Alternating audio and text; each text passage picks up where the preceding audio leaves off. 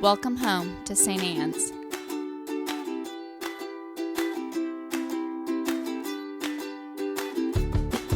We want you to know that you're welcome to join us at 10 a.m. on Sundays.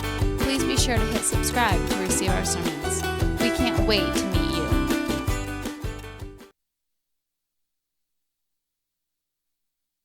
you. Happy little gospel there. Today's theme is second chances. And I think it's really, really important to dive into these texts because this is all about second chances. And sometimes in our world, we just want second chances just happen. We want to just forget that we did something wrong. It's just over and it's done with. And that's kind of Peter's take on this, right? It's very, very important to notice how many times Jesus says to him, "Do you love me?" How many? 3. How many times does Peter deny Jesus? 3. So he has to go back through and acknowledge that. And you can tell his feelings are hurt. He's like, "Well, what do you mean? I told you I loved you." And just like, yeah, that's not enough. Because where were you when I needed you? You're warming your hands by the fire, denying me, right? But Peter doesn't want to remember that. And Paul is the same way. Oh, heads up, Saul is Paul. We know that, right? Okay. But Jesus has this great thing about, like, when you commit to the church, I change your name. So we're going to have some name changes here. So if that's ever confusing, let me know. And Paul is kind of the same character. He's not a nice guy, right?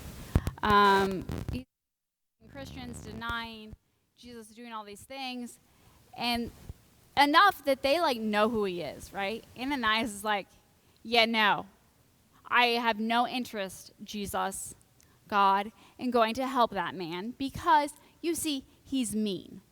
He's a jerk, and I don't want to be around him. And God is like, no, we're working on it. And he's got some work to do, but we're going to get there. And Ananias is like, fine. But you understand Ananias, right? You're like, I don't want any part of this, right? Has anyone ever told you to accept somebody and you're like, oh no, not that one though. I'm fine with your love everybody stuff until you hand me one and you're like, I don't want to love that one. I didn't think you meant that one. So we have these 2 redemptive stories. And it's important for us because when we mess up, we want to ignore it. We go one of 2 ways. One, we just don't even acknowledge it. We just wake up the next morning, it's fine. Everything's fine. I don't know why everyone's so upset. Or 2, I said I was sorry. My favorite is when we apologize for you feeling hurt. I'm sorry if you took offense at what I said. My personal favorite. The backhanded, I'm not sorry, you're the problem. My favorite apology. That's kind of where we go to, right? Right? Because nobody wants to acknowledge when we mess up. Nobody wants to acknowledge that. But God is like, yeah, that's not enough.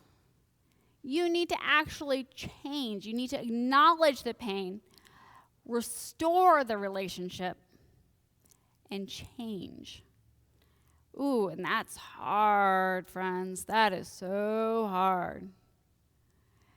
And Jesus is going to make Peter do this. He's going to make him go back and say, do you love me? Yes, I love you. Do you love me? Yes, I love you. Do you love me? Yes, I love you. I mean it. I really, truly mean it. Then go feed my sheep. Then follow me. It's not enough to just be like, yeah, dude, it's cool. We're all good here. Not good enough. Peter's going to have to do the work of saying, okay, I've got to really commit to this. And it is upon these really broken, messed up dudes that God will build God's church. Paul and Peter are a mess, an absolute mess, absolute mess. And if God can build a church on that, imagine what we can do. And that's what I challenge you today. I challenge you, one, to acknowledge that when we mess up, we have to make a significant change. We've got to be willing to look in the mirror and say, ooh, that's a part of me that I need to work on. I have hurt and I have harmed and I have done damage. How do I fix that? Can I fix that? Is that a relationship that can be rebuilt and renewed? With God, the answer is always yes. With God, the answer is always yes. There's always room to make that relationship whole. No matter what we do, there is literally nothing that can separate us from the love of God. I don't care if you raise your hand, but what about? The answer is no. There is nothing. And I get that we humans really want there to be a mortal sin, right? We love the idea of mortal sins for other people. I mean, not for me. You have mortal sins. Me, I'm good. But there's nothing can separate us from the love of God. Having said that, it is not enough to just be like, yeah, it's fine. It's fine. I mean, yeah, I did those things, and I hurt those people, and I broke those relationships, and I did all that stuff, but it's fine because God loves me anyway. Not good enough. You and I are called to be better. We are called to look in the mirror and say, oof, I messed up there. How do I repair that relationship? How do I repair that? And then, and this is the hardest one. How do I change? Nobody wants to do that either. Change is the worst. Change is literally the worst. But you and I are called to it. And it is when we have done that work, because we all need to do that work, but it is when we have done that work that God says, you know what? I'm going to build my church on you.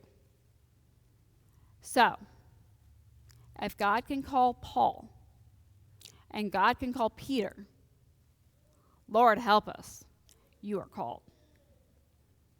Oh, also, Peter and Paul hate each other. But that's a sermon for another time. We want you to know that you're welcome to join us at 10 a.m. on Sundays. Please be sure to hit subscribe to receive our sermons. We can't wait to meet you.